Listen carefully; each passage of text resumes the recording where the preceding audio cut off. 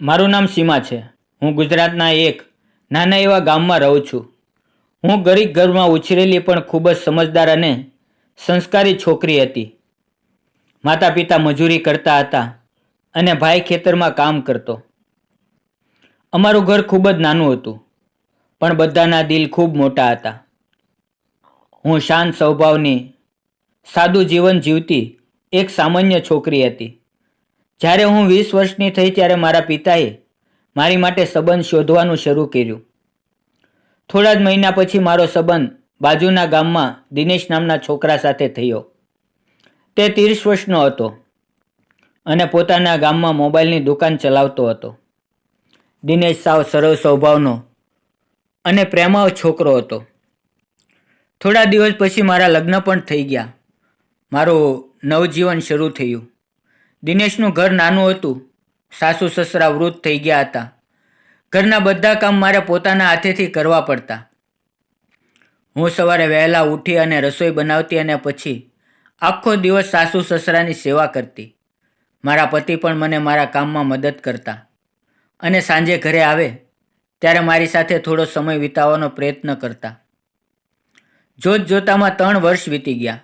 તેમ છતાં મારે કોઈ સંતાન ન થયું. હવે મારી માટે બેવડી પરીક્ષા હતી. ડૉક્ટરની ઘણી દવા કરાવી પણ કોઈ ફાયદો ન થયો.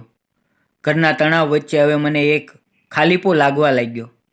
અમે એકબીજાને ખૂબ જ પ્રેમ કરતા, પણ હવે જીવનમાં એક અલગ પ્રકારની શૂન્યતા છવાયેલી હતી. એક દિવસ મારે પિયર જવાનું થયું, કારણ કે મારા મમ્મી પપ્પાની તબિયત ખરાબ હતી. મારી સાથે મારા પતિ પણ મારા પિયરમાં આવ્યા. ઘર નાનું હતું. આખો દિવસ હું અને મારા પતિ મારા ઘરે રોકાયા.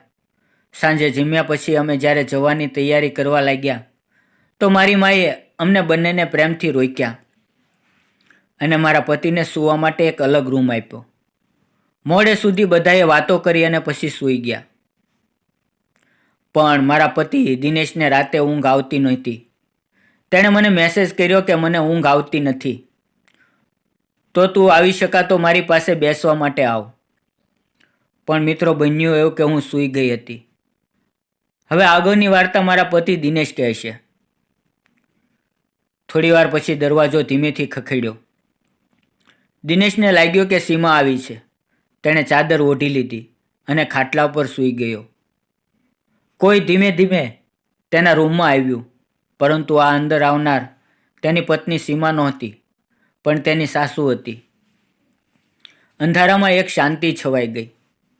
તેણે આવીને કહ્યું, જમાઈ દીકરા, ઊંઘ નથી આવતી?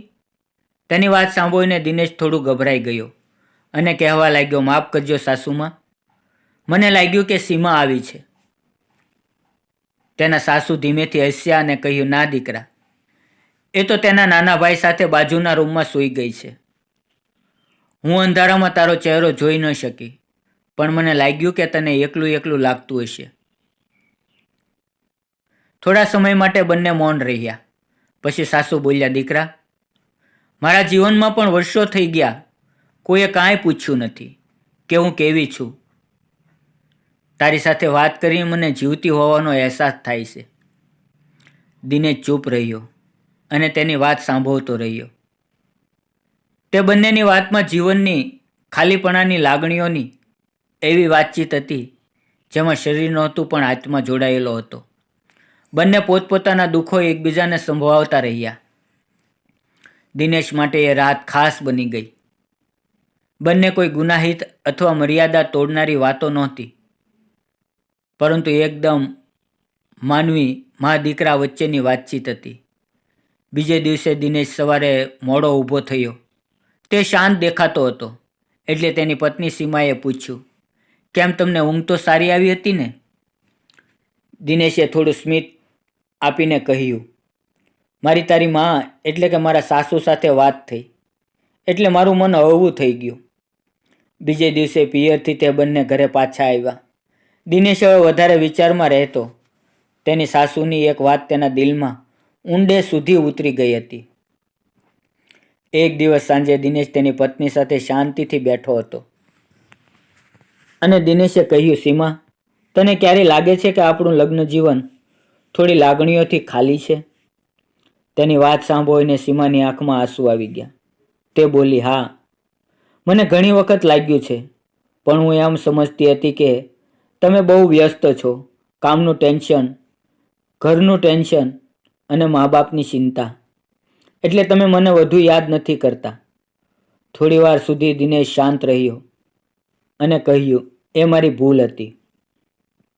મેં તને ખૂબ દુઃખી કરી છે, પણ હવે હું આજથી અને અત્યારથી તને વધુ સમજવાનો અને પ્રેમ કરવાનો પ્રયાસ કરીશ.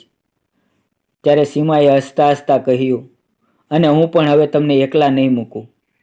હું તમારા દરેક દુઃખમાં ભાગીદાર રહીશ.